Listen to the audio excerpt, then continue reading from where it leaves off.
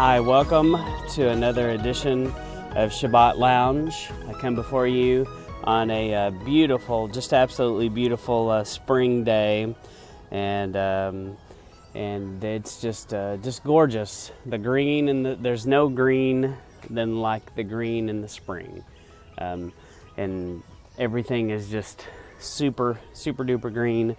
And I think as the season goes on, it gets dusty. And the color kind of diminishes, but the best green is right now. So anyway, thank you for listening to Shabbat Lounge. As always, I ask you to give it a favorite, a like, share it with somebody if you find it impactful.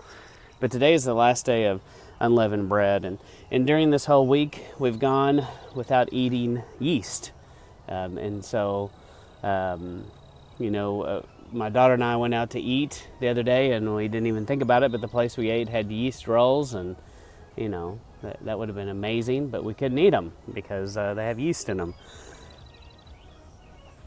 But the whole concept is getting rid of the leaven, of the yeast of man's teachings out of our lives.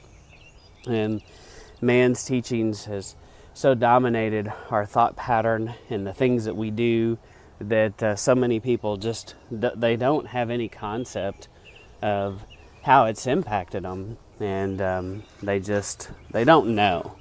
So many people they just don't know.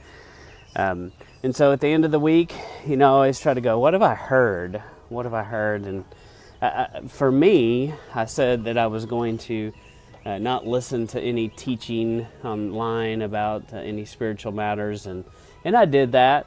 But I think I replaced that by listening to more news this week, so I don't know how well I did, to be honest, on what I thought I was going to do.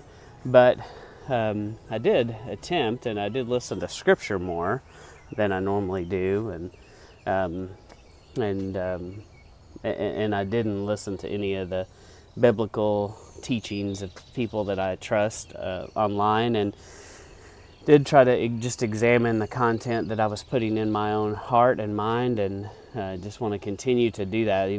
This leavening thing is an ongoing deal. It's not just this week. It's every day. It's a concept that he wanted us to continue and flesh out. And basically we fasted from yeast this week, and we need to fast from man's teachings. And it's a continual thing, not just a one-time deal. So I challenge you to continue examining your heart and your mind, and looking for ways in which the teachings of mammon, the teachings of man have infiltrated your views on how you see the Father, the kingdom, how you view church, things like that.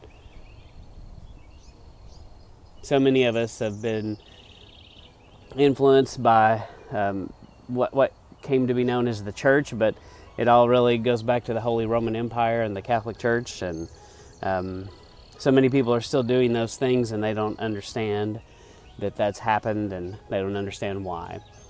But I challenge you to continue to search the Scriptures, search things to see if they're true, and don't believe what you see on the TV and read on the internet and what people say. Because so many times nobody, those sources don't know what they're saying, and spread lots of misinformation.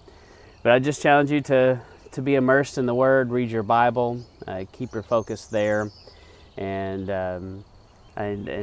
ask you to get outside and enjoy some great weather, make some contact with this earth, this incredible planet that the Father has given us, and just think about these things. I've run into people that, this is another separate topic, that are so concerned that we are going to destroy the world through our global warming, and we're all going to die and burn up on this place. Well, have no fear.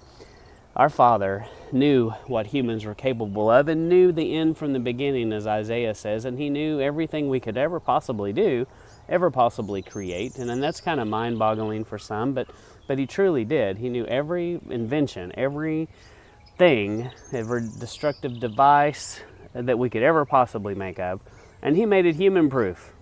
He knew us. He made this thing human-proof. So it's very arrogant of us to assume that we have the power to destroy this world that an almighty creator made. Very arrogant, and I am not going to be in that camp that thinks that we could destroy the planet. So get out and enjoy it. It's a beautiful place. As you can hear, the birds are singing this morning as I stand outside and watch the sunset. So anyway, as always, thank you for listening to Shabbat Lounge. I ask you to read your Bible, search the scriptures, give it a like, comment, subscribe, share it with someone if it's impactful to you. And as always, thank you for listening to Shabbat Lounge.